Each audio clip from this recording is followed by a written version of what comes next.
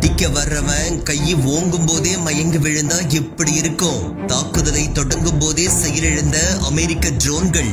வியக்க வைக்கும் ஈரான் படைகளின் தொழில்நுட்ப வலிமை.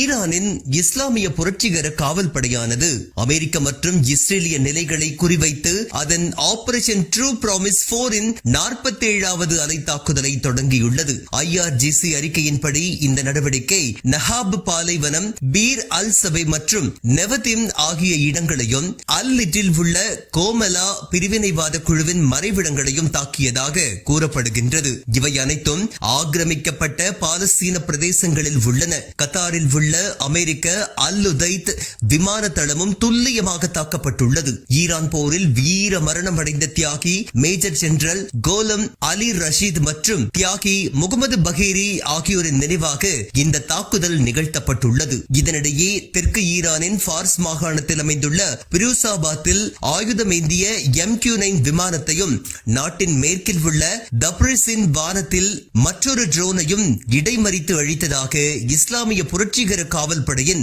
மக்கள் தொடர்பு அலுவலகம் அறிவித்துள்ளது. IRGC-யின் மேம்பட்ட மற்றும் நவீன பாதுகாப்பு அமைப்புகளை பயன்படுத்தி இது நடந்துள்ளது. கடந்த 48 மணி நேரத்தில் 5 எதிரி ட்ரோன்கள் அழிக்கப்பட்டதாக ஈரானிய ராணுவம் தெரிவித்துள்ளது. இதன் மூலம் அமெரிக்க இஸ்ரேலிய ஆக்கிரமிப்பு தொடங்கியதில் இருந்து சுட்டு வீழ்த்தப்பட்ட மொத்த ட்ரோன்களின் எண்ணிக்கை 109ஆக உயர்ந்துள்ளது. பெரும்பாலான சந்தர்ப்பங்களில் எதிரி ட்ரோன்கள் தாக்குதல் நடவடிக்கைகளை மேற்கொள்வதற்கு முன்பே ஈரான் படைகள் அவற்றை செயலிழக்க செய்துள்ளன. இது ஒரு புறம் இருக்க, தாக்குதல்களுக்கு பதிலளிக்கும் விதமாக வளைகுடா நாடுகள் இடைமறிப்பு ஏவுகணைகளுக்கு குறைந்தது $5.1 பில்லியன் செலவிட்டிருக்கலாம் என்று கூறப்படுகிறது. அதாவது இந்திய ரூபாயின் மதிப்பில் இந்த தொகை 47,000 கோடி ரூபாயை எட்டும் என்று மதிப்பிடப்பட்டுள்ளது. வளைகுடா நாடுகள் தங்களை தற்காத்துக் கொள்ள ஒவ்வொரு உள்வரும் ஏவுகணைக்கும் 3 இடைமறிப்பு ஏவுகணைகளை ஏவியுள்ளன.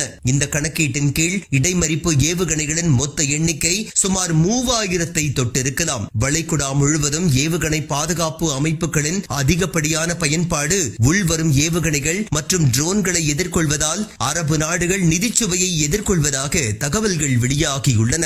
ஆனால் ஈரானின் ராணுவ பட்ஜெட் அமெரிக்காவை விட மிக குறைவாக இருந்தாலும் அதன் ஏவுகணைகள் மற்றும் ட்ரோன்களின் கையிருப்பு அமெரிக்க வான் பாதுகாப்பிற்கு சவால் விடும் வகையில் இருப்பது இதன் மூலம் நிரூபிக்கப்பட்டுள்ளது.